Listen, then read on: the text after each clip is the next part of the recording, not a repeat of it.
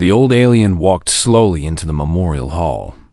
His name was Vethanol, and he had been a commander in the Servani Dominion fleet for almost 50 years. His hard shell had turned gray with age. His 4 eyes were not as sharp as they used to be, but his memories were still clear. Too clear, sometimes. The hall was filled with young cadets from many different species. Some had scales. Some had fur. Some had tentacles. They had come from all corners of the galaxy to learn about war. Real war. Not the stories in their history books, but the truth from someone who had been there. Vethanol settled into his seat and looked at all the young faces watching him. They were so eager, so curious. They had no idea what they were asking for. "You want to know about the humans," he said. His voice was old and tired. The translator device on his chest clicked softly as it changed his words into sounds the others could understand. A young cadet with blue scales raised her hand. "The records say humans are weak. They have short lives. They have no claws or armor. How did they become so important in the war?" Vethanol made a sound that his species used when something was both funny and sad at the same time. "The records were written by people who never fought them. Let me tell you what I learned." He closed 2 of his 4 eyes and let his mind go back to that first battle. The memory was still fresh. Even after all these years, it happened at a place called Nexus 7. It was a small trading post in neutral space. The Dominion wanted it because of its location. The humans wanted it for the same reason. When the war started, both sides rushed to take it first. The Servani fleet arrived with 40 warships. They were large and powerful, with weapons that could destroy a moon. Vethanol was a young commander then, eager to prove himself. He thought the battle would be easy, but when they arrived, they found a human ship already there. Just one ship. A small frigate called the Relentless. It was old and worn. Its weapons were weak compared to the Servani fleet. By every measure, it should have been no threat at all. Vethanol gave the order to surround the human ship. His communications officer sent a message telling the humans to surrender. This was standard practice. Any reasonable species would accept defeat when facing such odds. 40 against 1. There was no shame in surrender. The humans did not surrender. Instead, the captain of the Relentless sent a message back. His name was Daniel Kowalski. He was a man of maybe 40 years, with gray in his hair and scars on his face. He looked into the camera with calm eyes and spoke words that Vethanol would never forget. "We don't know how to quit," Kowalski said. "You'll have to teach us." Then the Relentless opened fire. The battle lasted 18 hours. 18 hours. One small ship against 40 warships, and it took 18 hours to defeat it. The humans used every trick they knew. They flew through asteroid fields where the larger Servani ships could not follow. They hid behind the trading station and forced the Dominion to hold their fire to avoid destroying it. They launched fake signals to confuse the Servani sensors. When the Relentless finally lost its engines, Vethanol thought the fight was over. He sent boarding parties to capture the crew. 2,000 Servani soldiers entered the crippled ship.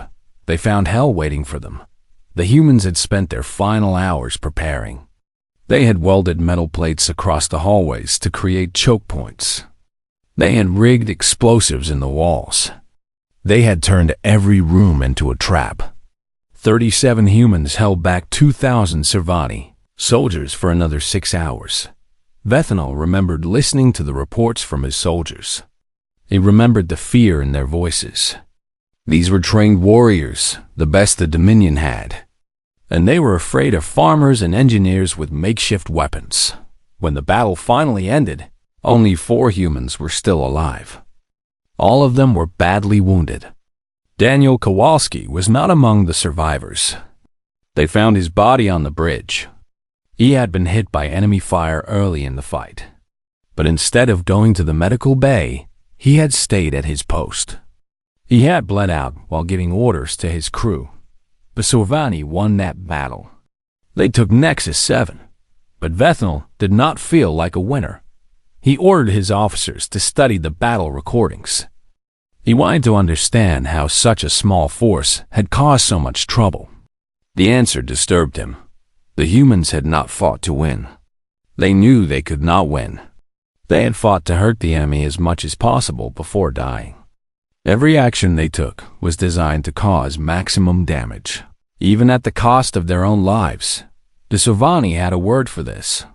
It translated roughly as death fury, and it was considered a sign of madness. Only the most desperate and broken creatures fought this way, but the humans on the Relentless were not mad. The recording showed them laughing and joking with each other even as their ship fell apart around them. They were calm. They were focused. They knew exactly what they were doing. Vethnal asked one of the human prisoners to explain. The man was missing an arm and had burns across half his face, but his eyes were still bright with defiance. "You want to know why we kept fighting?" the human asked. "Because giving up felt worse than dying. You took our homes. You killed our families. You think we're going to make it easy for you?" Vethnal did not understand at first. In Sorvani culture, there was no shame in accepting defeat against a stronger enemy. It was logical.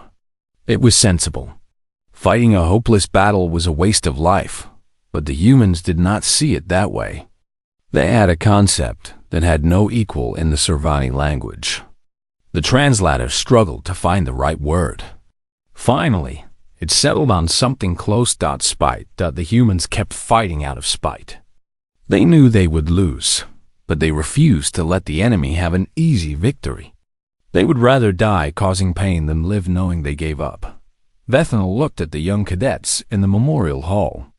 Their eyes were wide. Some of them looked scared. Good. They should be scared. "That was my first lesson about humans," he said. "They do not calculate victory the way we do. They do not measure success in ships destroyed or territory gained. They measure it in something else. Something we had no word for." He paused and let the silence fill the room. "They measure it in defiance, in resistance, in making the enemy pay for every single step forward. And that, young ones, is why the war lasted so long. We could defeat them in battle after battle, but we could never make them stop fighting." Vethnal paused to drink from a container of nutrient fluid. His old body needed rest, but the young cadets were leaning forward in their seats. They wanted more. They always wanted more. The young never understood that some stories were not meant to be enjoyed. "The battle at Nexus 7 taught me about human spite," he said, setting down his drink. "But it was just the beginning. Let me tell you about Arbith Colony. That is where I learned what humans are truly capable of."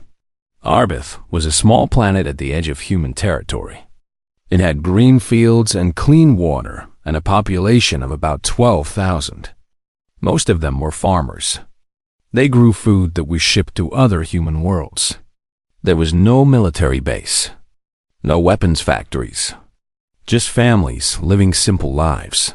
The Dominion Command decided that Arbith would be an easy target. Take the colony, use the humans as workers, and turn the farms into supply stations for the Sorvani fleet. The generals expected the operation to take 3 days. Vethnal was given command of the ground forces. He arrived with 5,000 soldiers, tanks, and aircraft. The humans had nothing but farming tools and old hunting rifles. It should have been simple. On the first day, the Sorvani landed outside the main settlement. They marched toward the town in perfect formation. The humans did not even try to defend the walls. They retreated into the buildings and disappeared. Vethnal sent scouts into the town. Half of them did not come back. The others reported that the streets were empty, but filled with traps. Holes covered with thin cloth and filled with sharp metal. Wires connected to explosives. Poison mixed into food left on tables. The Sorvani pushed forward anyway. They had superior numbers and weapons. They could afford some losses. By the end of the first day, they'd taken the main town. But 300 soldiers were dead or wounded. That night, the humans attacked. They came up from tunnels that no one knew existed. They appeared inside the Servani camp, killed as many soldiers as they could, and vanished before anyone could organize a response. By morning, another 200 Servani were dead. Vethanol ordered his troops to find the tunnels and destroy them. They searched for days but found only a few. The humans knew the land better than any scanner could map. They had been farming this soil for generations. They knew every cave, every stream, every hidden path, and they had a leader. Her name was Katie Morrison. Before the war, Katie had been a teacher. She taught young children how to read and write. She had a husband named Peter and 2 daughters. They lived in a small house at the edge of town with a garden full of flowers. On the first day of the invasion, a Servani artillery shell hit that house. Peter and both girls were killed instantly. Katie was in the schoolhouse at the time. She survived. Any Servani who suffered such a loss would have sought honorable death in battle. It was the proper way to handle overwhelming grief. But Katie Morrison did something different. She gathered the surviving colonists in the basement of the school. She looked at their frightened faces, and she started to plan. Katie had never been a soldier. She had never held a weapon in anger. But she was smart, and she was organized, and she had a burning fire inside her that would not go out. She divided the colonists into small groups. She taught them how to make explosives from farm chemicals. She showed them how to move through the tunnels that the miners had dug years ago. She set up signals and codes so they could communicate without the Servani hearing, and she found an old rifle that had belonged to her grandfather. She carved 3 names into the wooden stock: Peter, Emma, and Lucy, her husband and daughters. Every time she raised that weapon, she saw their faces. The resistance fought for 8 months. 8 months. Vethanol had expected 3 days. Instead, he spent most of a year fighting farmers and shopkeepers and teachers. His forces took casualties every single day. Not large numbers, but constant. A patrol ambushed here. A supply truck destroyed there. Soldiers poisoned by contaminated water. Officers shot by snipers who vanished into the fields. The Servani could not understand it. These were not warriors. These were ordinary people. Parents, grandparents, children barely old enough to hold a weapon. And yet they fought with a ferocity that rivaled the best Dominion soldiers. Vethanol tried everything. He offered peace terms. He promised good treatment for those who surrendered. He threatened terrible punishments for those who continued to resist. Nothing worked. One night, his troops captured a human teenager. The boy was maybe 15 years old. He had been caught trying to plant explosives near a fuel depot. Vethanol questioned him personally. "Why do you keep fighting?"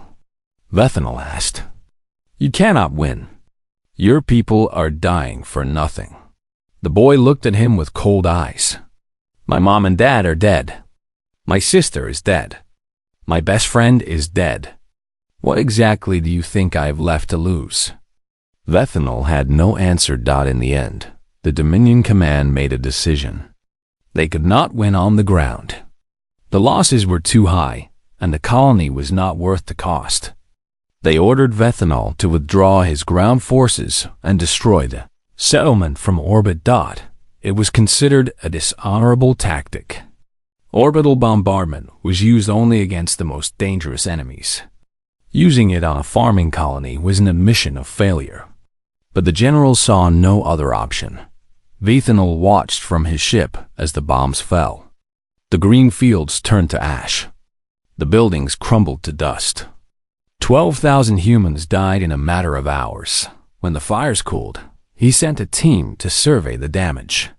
They found Katie Morrison's body in the ruins of the schoolhouse, the same building where she had started the resistance 8 months earlier. She had gone back there at the end, perhaps to die where it all began. She still held her grandfather's rifle. Her fingers were locked around it so tightly that the team had to break them to take it away. When they examined the weapon, they counted 43 marks carved into the stock below her family's names. One for each Servani soldier she had killed personally. A teacher, a mother, a woman who had never wanted to fight. And she had killed 43 trained warriors before dying. Bethanol kept that rifle. He still had it. Some nights he took it out and looked at those carved names and wondered what kind of species could produce such people. The lesson of Arbeth, he told the young cadets, is that humans do not divide themselves the way we do. We have warriors and we have civilians. When war comes, warriors fight and civilians hide. It is logical. It is efficient. He shook his old head slowly. Humans have no such division. Every human is a potential warrior. They simply wait for the right reason to become one. A mother watching her children die is as dangerous as any trained soldier. More dangerous, perhaps, because she has nothing left to lose and everything to avenge. The cadets were silent. Some of them looked sick. Bethanol understood. He had felt the same way when he first learned these truths. That is why we stopped trying to conquer human worlds, he said. Every city was another Arbeth. Every farm was another battlefield. The cost was simply too high. A young Morthian cadet raised her scaled hand. Her voice was uncertain. Commander Bethanol, these stories seem exaggerated. No species can keep fighting after losing so much. The body shuts down. The mind breaks. This is basic biology. Bethanol looked at her with something like pity. He remembered thinking the same thing once, before he learned better. You are correct that the mind should break, he said slowly. The body should stop. This is how it works for every species we have ever encountered. But humans are different. Their bodies and minds work together in ways that we still do not fully understand. Let me tell you about Sergeant Tony Reyes. Then you will understand what I mean. The memory was not pleasant. Bethanol had tried to forget it many times. But some things stay with you forever. Tony Reyes was captured after the Battle of Hollow Point. He was a communication specialist, not a combat soldier. His job was to send and receive messages for his unit. When his base was overrun, he was taken alive along with 8 other humans. The Servani Interrogation Division was very interested in human prisoners. They wanted to learn how humans thought, what made them fight so hard, what their weaknesses were. The interrogators believed they could break any species within 5 cycles. That was about 5 days in human time. They had never failed. Tony Reyes lasted 47 cycles. Bethanol was not directly involved in the interrogation, but he read the reports afterward. What he learned kept him awake for many nights. The interrogators started with simple methods: sleep deprivation, extreme temperatures, isolation. These techniques worked quickly on most species. The mind needed rest and comfort to function. Take those away, and the subject would cooperate within a few days. Tony Reyes did not cooperate. After 10 days without sleep, he was still alert, still defiant. His body was shutting down, but his mind refused to follow. He would close his eyes for a few seconds, take tiny fragments of rest, and then force himself awake again. The interrogators increased the pressure. They used pain. Not excessive at first, just enough to make cooperation seem attractive. Most subjects broke quickly at this stage. The promise of relief was usually enough. Tony Reyes laughed at them.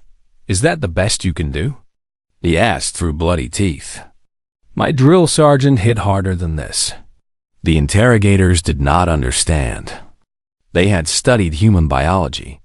They knew exactly how much pain a human body could endure. They were well within the limits. But Tony Reyes acted as if the pain did not matter.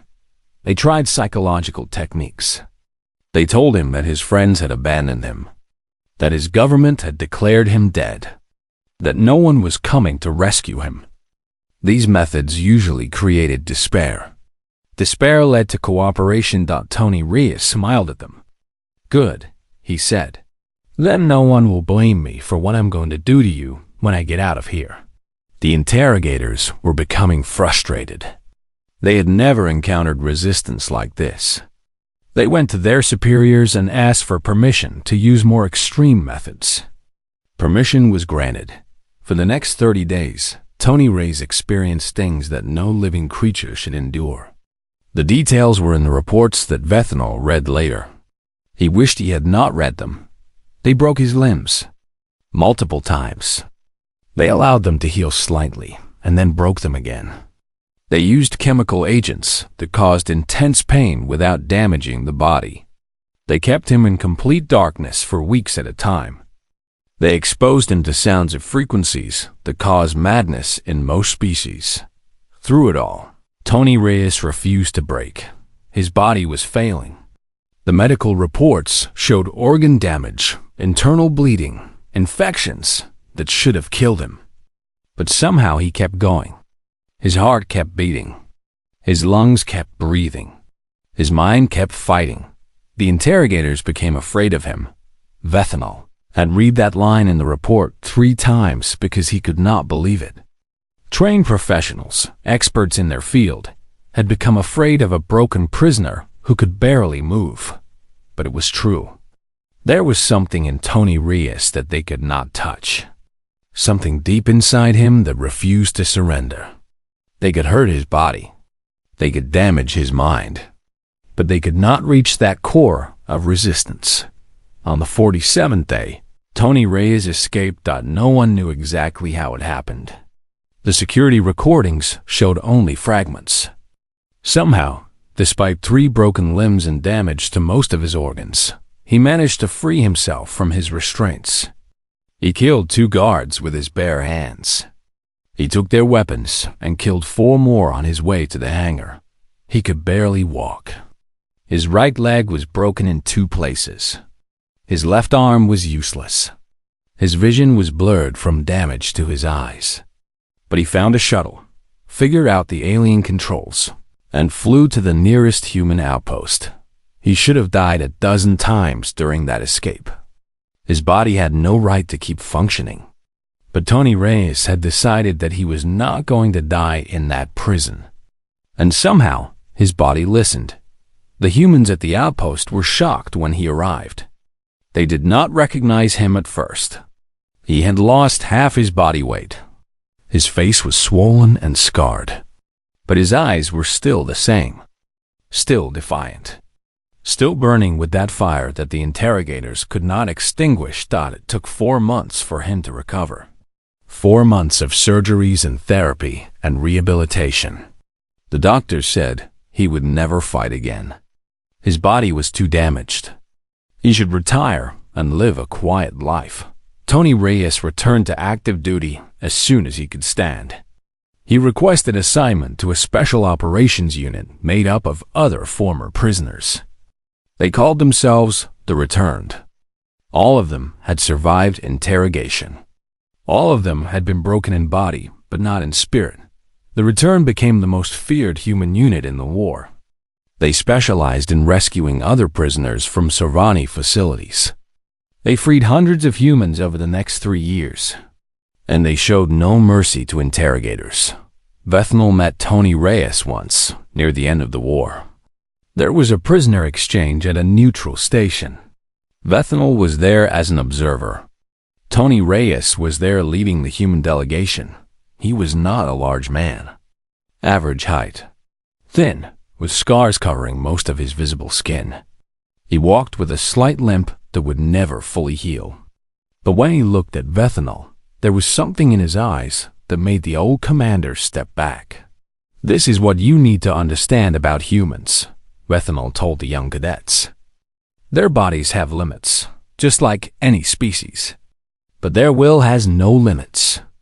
Their minds can force their bodies to do things that should be impossible. Tony Reyes should have died in that prison.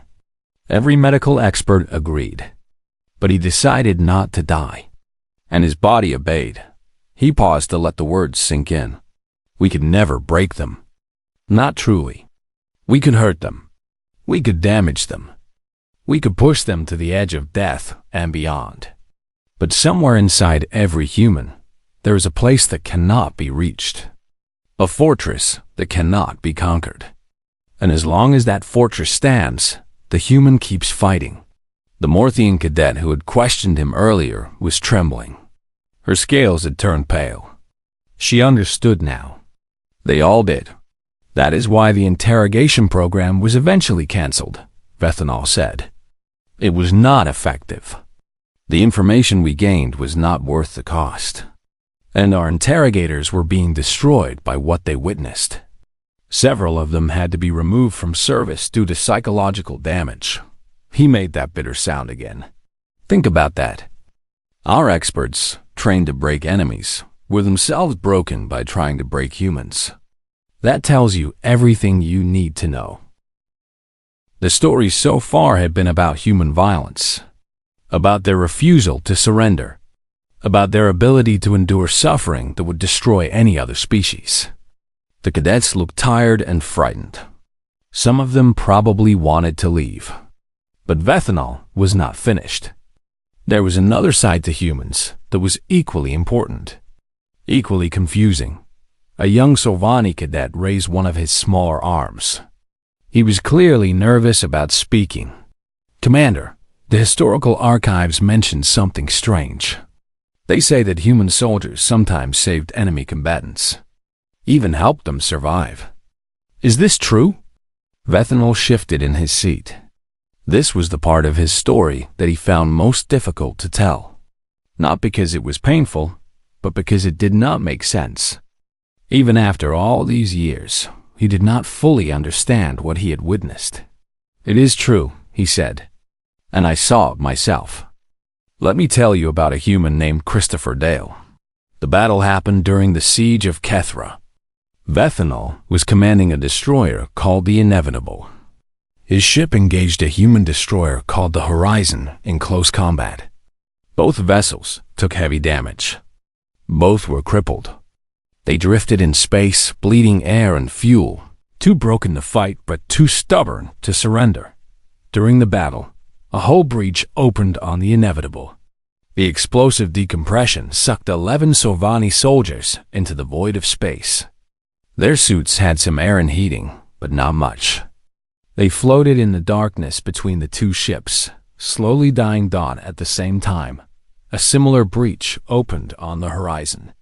7 human crew members were thrown into space. They drifted among the Sovani soldiers, enemies separated by only a few meters of empty void. Vethanol ordered his remaining crew to focus on repairing the ship.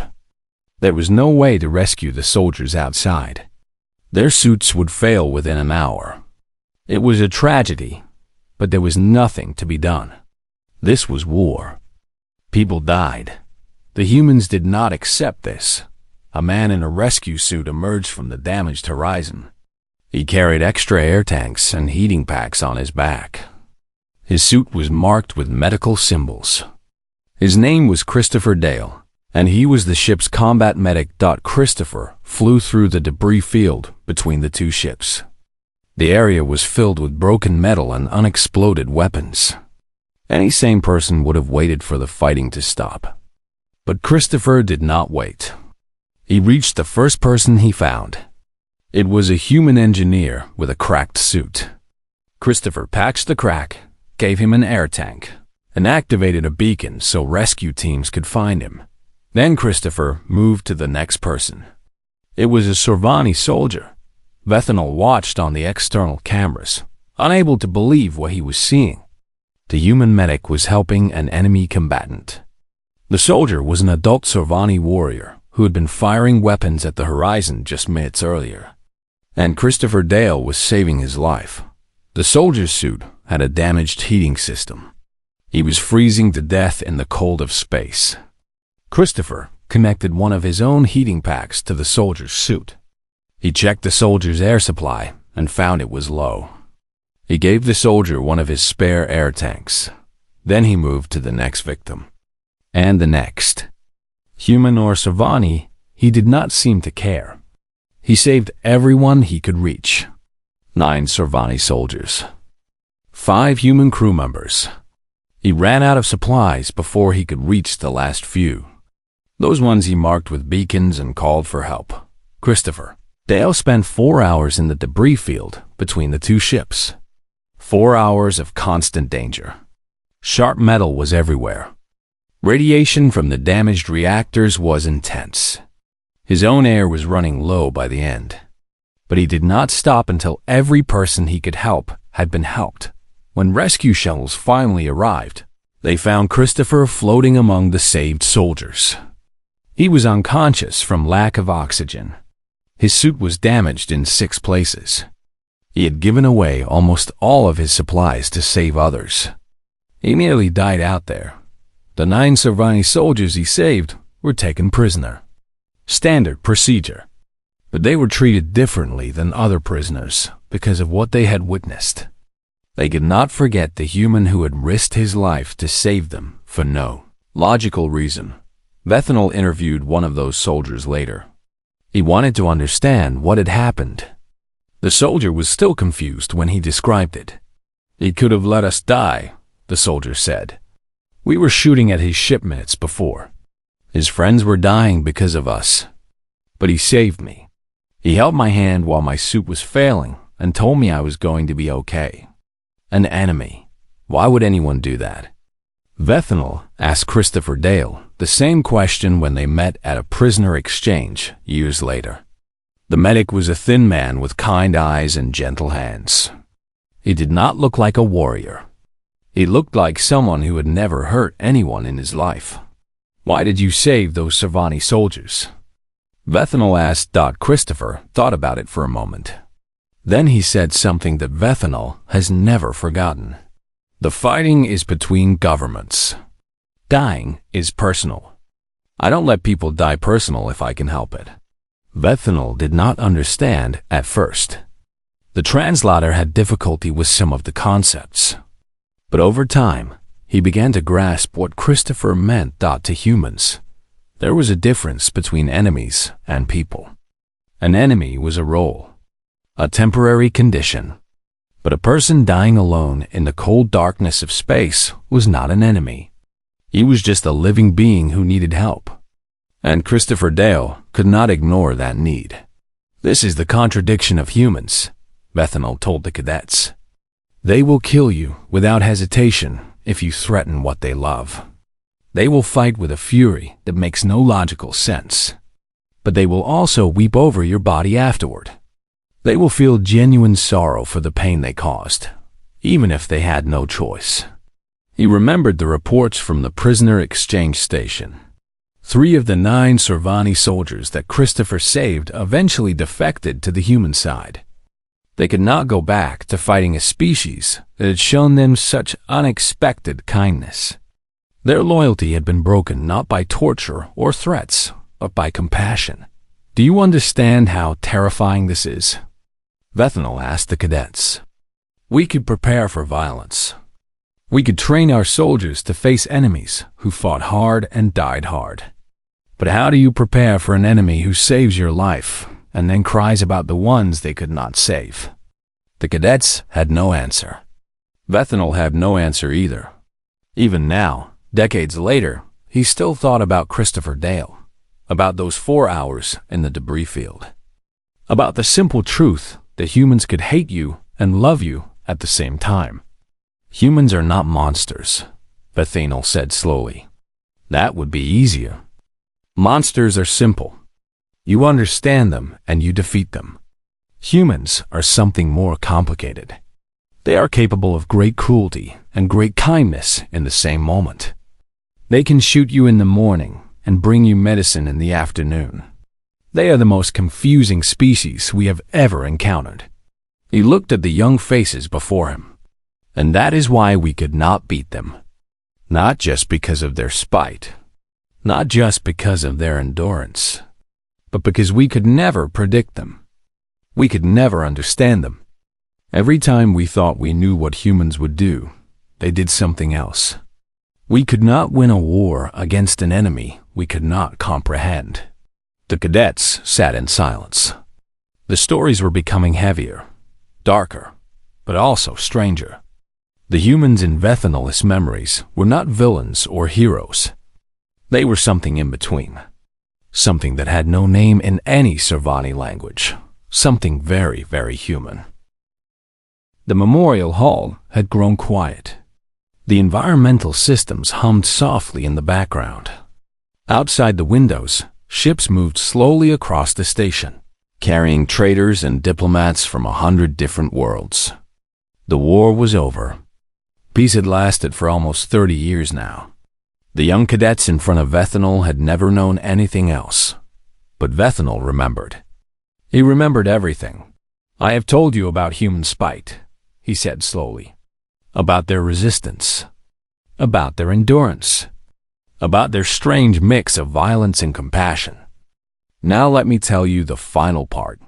The part that explains why I am here talking to you instead of still fighting."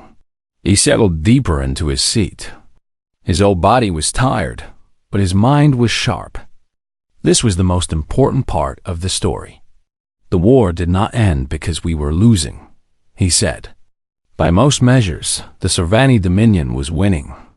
We had more ships, more soldiers, more resources. Our economy was larger. Our technology was better in many areas. If the war had continued for another century, we probably would have taken most of human space. A Pelori cadet raised a tentacle. Then why did we stop? Vethanol made that bitter sound again. Because we were afraid of what winning would cost. He described the final war council. It happened 12 years into the conflict. The Dominion High Command had gathered to review the latest projections. Vethanol was there as a fleet commander. He sat with the other senior officers while the analysts presented their findings. The numbers were clear. The Dominion was advancing. Human territory was shrinking. At the current rate, complete conquest was possible within 30 to 40 years. Victory was achievable. Then the analysts showed the cost estimates. Even in the best scenario, the Dominion would lose 60% of its military forces, millions of soldiers, thousands of ships. The economy would be strained for generations. Recovery would take a century or more. And that assumed the humans stopped fighting once their homeworld fell. They wouldn't have, Vethanol said. We all knew it. Every officer in that room had fought humans. We had seen what they were capable of. Taking their homeworld would not end the war. It would just change the nature of the fighting. The analysts showed models of what would happen after conquest. Humans scattered across occupied space, starting resistance movements. Humans fleeing to uncharted systems, building new colonies beyond Dominion reach. Humans hiding in asteroid belts and on rogue planets, waiting for chances to strike. The war would become endless. The Dominion would have to station troops on every conquered world forever. There would be no peace, no recovery, just constant grinding conflict for as long as humans existed. Admiral Cathfer, the supreme commander of the Dominion fleet, listened to all of this in silence. He was old even then, a veteran of wars that happened before most of the officers were born. When the analysts finished their presentation, he asked one simple question. If we kill 90% of them, what will the remaining 10% do? The room was silent. Everyone knew the answer, but no one wanted to say it out loud. Finally, a young analyst spoke up. They will keep fighting. Forever. The historical analysis shows no case of humans completely surrendering to conquest. Even when outnumbered and outmatched, they continued resistance for generations. The 10% would become guerrilla fighters, saboteurs, terrorists. They would never stop. Admiral Cathfer nodded slowly. Then he said the words that ended the war. Then we must find another way. This species cannot be conquered. They can only be survived. and survival requires coexistence. The peace negotiations began the following month. They were difficult. Both sides had lost much. There was anger and grief on all sides. But the Dominion was committed to ending the war, and eventually the humans agreed. Vethanol remembered meeting the human delegation for the first time.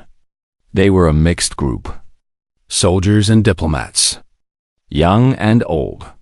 They looked tired, worn down by years of fighting, but there was still that fire in their eyes, that defiance. Even in peace, they had not surrendered it. One of the human negotiators approached Vethanol during a break in the talks. She was an older woman with gray hair and sharp eyes. Her name was Margaret Grant. She had been a captain during the war. Now she was helping to build the peace. "You look like you have questions," she said to Vethanol. He did have questions. Hundreds of them. But he asked only one. "Why do you keep fighting? Even when you cannot win?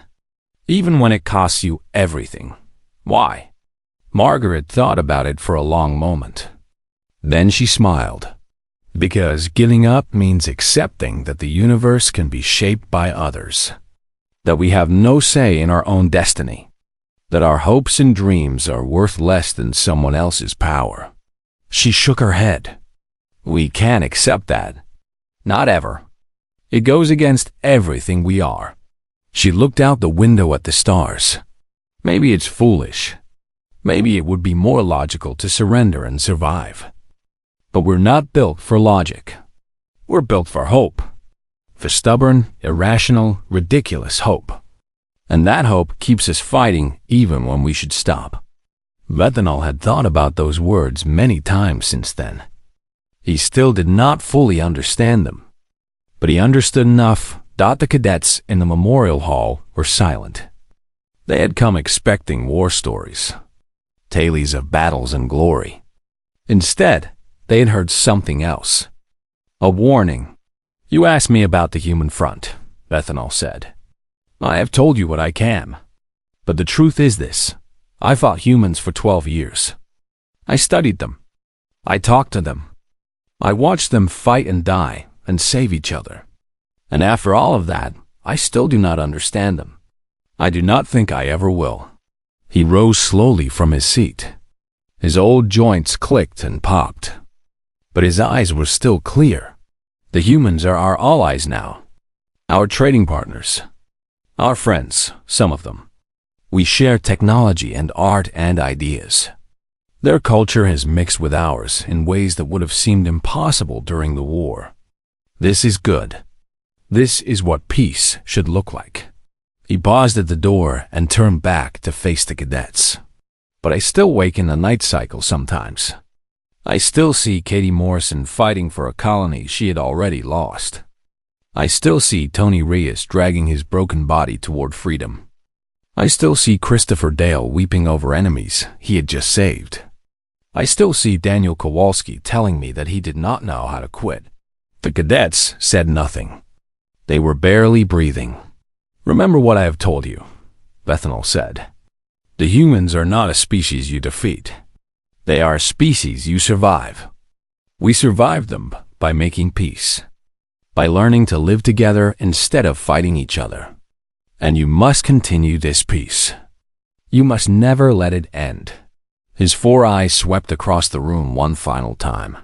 "Because if they ever turn against us again, if the war begins once more, I do not believe the galaxy would survive it.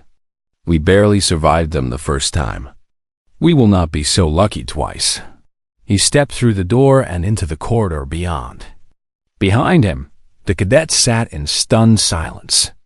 Some of them would think about his words for years. Some would forget them by tomorrow. But a few would remember. A few would understand, and perhaps that was enough.